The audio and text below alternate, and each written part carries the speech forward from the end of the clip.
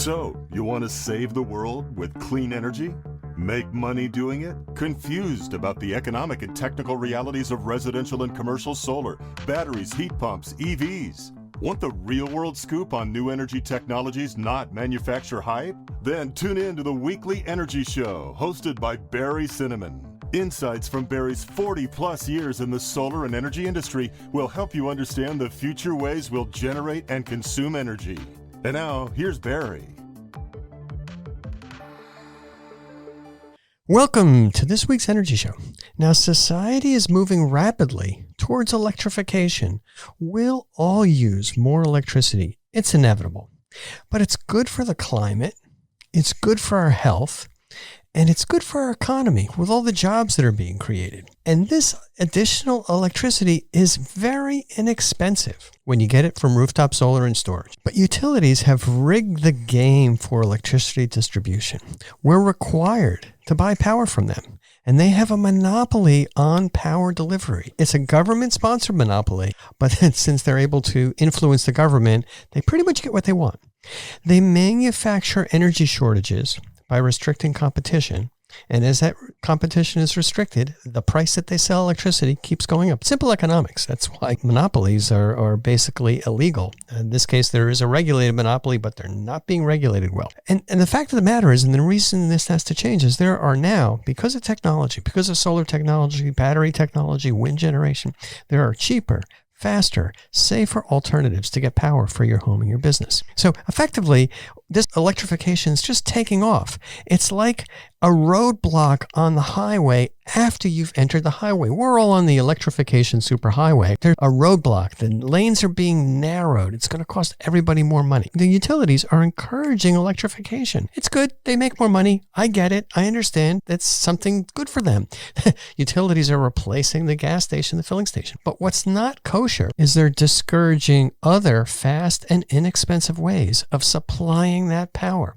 The impact hits all ratepayers, especially middle income and low income people that are kind of trapped. They pay a higher percentage of their income on electricity. It's basically a regressive expense. As a result, energy costs are going through the roof. It's pure, unadulterated, unregulated capitalism. It's ironic since they're supposed to be regulated. I kind of look at this whole growth in the electrification industry, and there's probably $1 trillion that will be spent in the U.S. every year on various forms of electrification.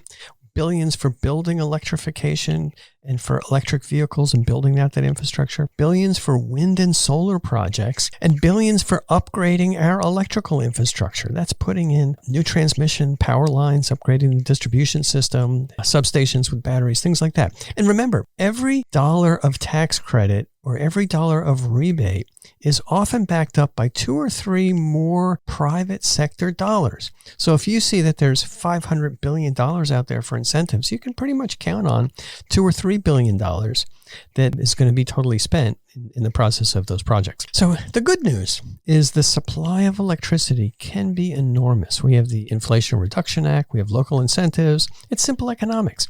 And the good news is the payback for rooftop solar is really fast. Still 4 to 8 years in most locations. The reality is it makes sense, the most sense, to generate power on the roof of the buildings that use it. Every building with a sunny roof is a power plant. Why? Because those projects can be moved ahead very quickly. Companies can put solar on the roof in 6 months. Homeowners can do it in 1 month. There's no power loss because the power goes directly into the house. And when you're starting to talk about vehicle charging, there's new technologies out there so that you can charge the DC battery in your car up with DC power from the rooftop solar system. Very, very elegant, very, very efficient. Now, you may know California switched to a new solar reimbursement program that replaced net metering. It's called net billing tariff. Now, even under these new rules, rooftop solar paybacks are in the 6 to 9 year range in California. Adding a battery makes more sense than ever. And that way you can almost completely avoid buying utility power at the super peak rate times, which are typically from 4 to 9 p.m. In my house here in Silicon Valley, it's 56 cents a kilowatt hour, 4 p.m. to 9 p.m. I have some batteries, and basically I can run my house summer or winter completely from those batteries from 4 to 9 p.m. and I don't have to pay those outrageous rates. And because we're continuing to electrify our homes with more EVs, with heat pump water heaters, with heat pump HVAC systems, induction cooktops, we're all going to need this extra solar power generation. Now, some good news. California's leading the country towards electrification. Unfortunately, sometimes leaders get arrows in their back, and we're getting poked with a few. California, good news, is mandating all cars sold by 2035 be electric. All new construction, homes and commercial buildings must have solar and storage. All homes and commercial buildings that are being built should be heated with heat pumps. No more gas hot water heaters, no more gas HVAC systems, no more furnaces. Cooking should be done with induction cooktop. There's some loopholes where if you're running a commercial kitchen, maybe you can still have a big flame. It's, some people want that, but still, it makes great sense to do all these things from an environmental standpoint, from a clean air and health standpoint, and from economic standpoints. But there's some big disadvantages. The fundamental one is the electric grid cannot support these electrification requirements. And the rate at which we're electrifying and even the rate in which the climate is changing or it's getting hotter is going faster than our ability to build this new infrastructure. So we get blackouts every summer. We get blackouts in the winter too from storms and poor maintenance, but blackouts in the summer from power shortages. And this is going to happen all over the country. People get crazy high electric bills and the utilities get record profits. So we're getting blackouts. We're paying through the nose for electricity. We're experiencing blackouts and the profits of the utilities are going through the roof. Now, there are many ways to get inexpensive solar power to homes and businesses. You don't have to just do it on the roof. There's other things you can do. We'll talk about that. But the utilities actively discourage competitive sources of power. Here's some interesting facts. The utilities and their employees spent over $18 million last year in 2022 to influence the California government. What happened in California in 2022 was that net metering was canceled, or net billing tariff, which is better for the utilities. Laws that were passed that require commercial buildings to do all of their solar and storage installations using a prevailing wage. And a law was passed in the legislature that requires income indexed electric bills. So the higher your income, the higher your electric bill is, regardless of how much power you're using. Now, so the results, very clearly, because of all this money that's being spent by utilities on lobbying, the results are policies that are good for utilities and terrible for customers. So we talked about some alternatives. What are some of the other things we can do instead of building power plants in the desert and long-distance transmission lines? 3 simple examples of easy to install, fast to implement competitive power sources for buildings and cars. First, community solar. It makes total sense for low income or middle income or any community where there's some open area, whether it's warehouse space, warehouse roofs, or brownfields or covered parking lots in malls, to generate power on these sites and sell that power to nearby renters in apartment buildings. But utilities don't allow these community solar projects to be connected to the grid in California. That's why California is, although a pioneer, a complete laggard when it comes to community solar. It's the best way to get cheap solar power to low and middle income people, to people who are renting. And it's something that isn't happening at all in California. It's a travesty. All right, that's number 1. Number 2, rooftop solar, commercial and residential. We talked about it. We know it makes great economic sense.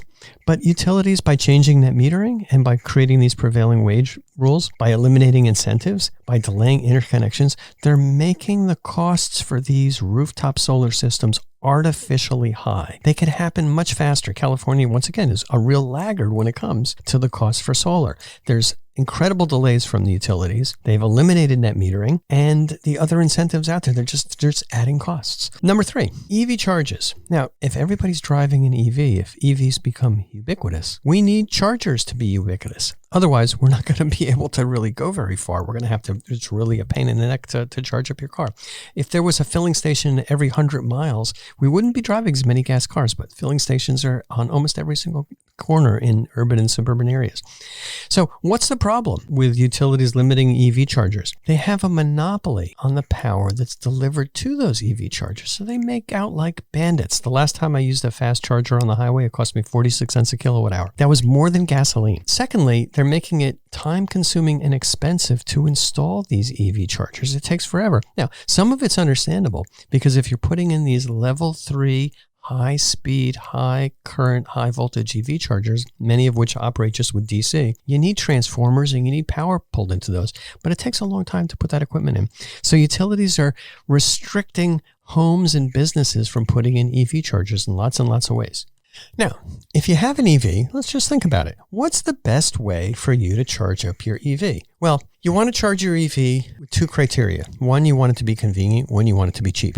In California, electricity is really cheap during the day, and that's going to happen throughout the country. Why? Because there's so much solar and wind power generated during the day.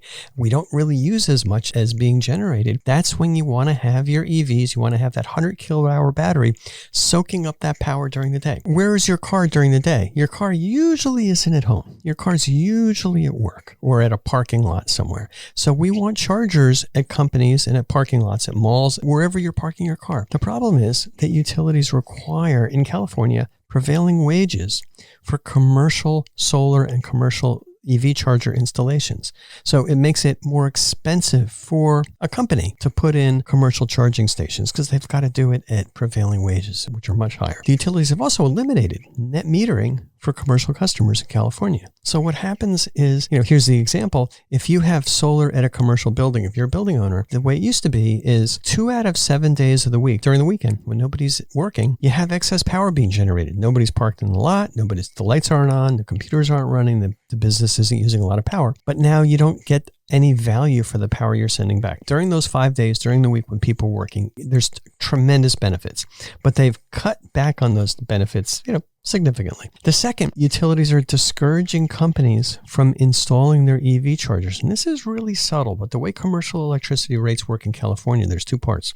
There's an energy charge, call it 20 cents a kilowatt hour, and then there's a demand charge based on the kilowatts they use, the power that's drawn at any one given time. And when your company gets to work in the morning and everybody plugs in their car at 8 or 9 in the morning, every car is demanding a lot of power. And the demand charge for that company's electric bill that month goes through the roof. So it sounds like it's a great thing to offer to employees as a benefit, but it kind of comes back to bite you because it costs much more than you ordinarily think. And so utilities should be working to minimize this, but they don't want to do that because they'd rather sell electricity at the full rate without customer-generated solar at roadside EV charging stations. You're forced to buy power from public charges at these sky-high rates. Now, I get it. Utilities want to make as much money as possible. They have an obligation to maximize their profits to stockholders. I get it. That's their job. That's the executive's job. And the executives get million-dollar paychecks and bonuses when they're achieving these high profits. I kind of look back in California. They're also getting million-dollar sign-off bonuses. When I think back in California, some of these executives at failed utilities, PG&E is one of them, they get million-dollar exit bonuses. When the company goes bankrupt, there's a new CEO comes in, the old one still gets a huge bonus. And the other thing that the utilities are doing is in order to maximize their profits, which maximizes the benefits to executives, they cut back on the maintenance. So when you hear about the maintenance not being done on transformers or there's wildfires caused by shorts on long distance transmission lines, they're not cutting the trees, they're not doing the trimming. That's because they're cutting back on maintenance to boost profits. And it's something that our regulators aren't managing. Government regulation of utilities is completely inadequate in California. And I think most other states. That's why we're in this situation. So, two things are inevitable. You can bank on it. First, on hot days, there will be many more blackouts. And this is going to continue for the foreseeable future until the grid infrastructure catches up with EVs, electrification, and climate change. And I see no indication that that's happening. Second, utilities are going to continue to raise their rates. They're driving home and business energy costs through the roof because when there's a shortage of something, they can charge more money for it. And that's what they're doing. It's just simple economics. So in California, and other states, it's a simple fact. The rate at which we're electrifying, putting in EVs, electrifying our homes and businesses, it's outpacing the electric grid infrastructure growth. It's a slow motion train wreck towards inadequate and expensive electricity, simply because utilities are enforcing their monopoly by influencing politicians. So how do we overcome these utility power roadblocks? Now, the best long-term solution, this is kind of what I think. I can just, I can say whatever I want on this podcast, but it's my view that the best long-term solution to preventing utilities from lobbying our government is to prevent utilities from using ratepayer dollars, money we spend to contribute to politicians and influence them. So I did a little bit of research recently. Guess who some of the biggest contributors to California government at all levels was in 2022? You're right. It's the utilities. The utilities spent over $18 million from January to October of 2022. That was when we were in the middle of the net metering fight. That's when we were in the middle of the prevailing wage fight. That's when we were in the middle of the income-based electricity fight. They won all that. They spent $18 million, and that was the utilities and their partners. Essentially, the utilities have managed to buy and pay for our politicians. And as a result, the politicians and regulators regularly create policies that are pro-utility and anti-consumer. It's just so blatant, in your face, that at the CPUC in California Public Utilities Commission, they voted 5-0 to eliminate net metering and put a policy in place that was bad for all ratepayers and only good for the utilities. So what happens? Electric rates go up, costs to install solar and storage go up, cost to install EV chargers and use EV chargers go up, projects are delayed.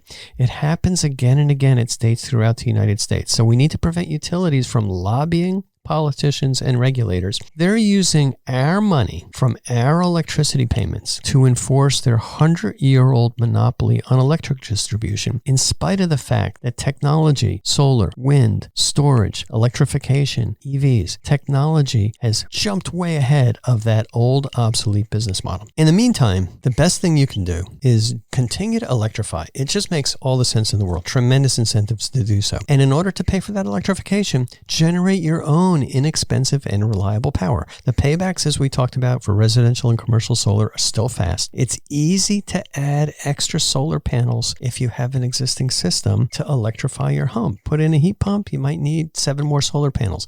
Get an EV, maybe you need 5 more solar panels. Your solar installer can do that, and then you're going to be basically covered, and you're going to get a good payback for that. And once you electrify, and with these crazy time of use rates, you're going to find that battery storage is a really good solution, both to keep the lights on in a blackout and also to avoid those super peak electric rates. So that's all the time we have on this week's Energy Show. Thanks to all of our listeners for tuning in. And if you missed any of today's show, you can always go to our website at energyshow.biz and listen to the podcasts. So, you want to save the world with clean energy? Make money doing it? Confused about the economic and technical realities of residential and commercial solar, batteries, heat pumps, EVs? Want the real-world scoop on new energy technologies, not manufacturer hype? Then tune in to the weekly Energy Show, hosted by Barry Cinnamon. Insights from Barry's 40-plus years in the solar and energy industry will help you understand the future ways we'll generate and consume energy.